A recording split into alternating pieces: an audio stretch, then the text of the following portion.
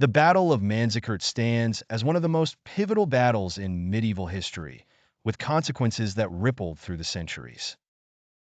This confrontation between the Byzantine Empire and the Seljuk Turks reshaped the map of Anatolia and set the stage for conflicts that would impact both Europe and the Middle East. In the 11th century, the Byzantine Empire held dominance over much of Anatolia, a critical region filled with resources and strategically positioned between Asia and Europe. For centuries, the empire acted as a buffer, shielding Christian Europe from incursions by powerful Islamic states in the Middle East. But as time passed, the Byzantine Empire faced increasing challenges: internal conflicts, a weakening economy, and threats from rising powers, notably the Seljuk Turks. The Seljuk Turks were a nomadic people from Central Asia, renowned for their skill in warfare and archery. By the mid-11th century, they had grown from a small group to a formidable empire under the leadership of Sultan Alp Arslan.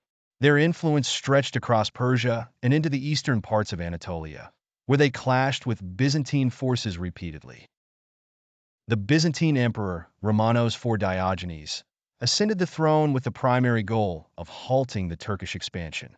Determined to secure the empire's eastern frontiers, Romanos organized a vast campaign to confront the Seljuks and reclaim lost territories.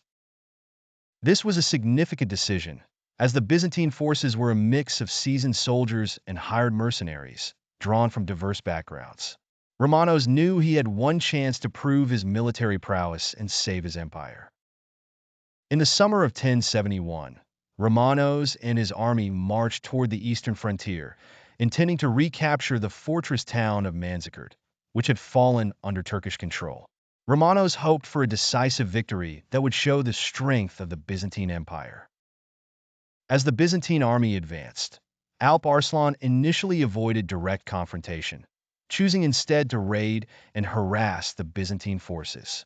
Romanos divided his army into two forces, sending one group under General Joseph Tarchoniotes toward the town of Clyde, hoping to encircle the Turks. However, a mysterious and unplanned retreat by Tarchoniotes left Romanos' forces dangerously undermanned. Alp Arslan, realizing Romanos' vulnerability, gathered his forces near Manzikert.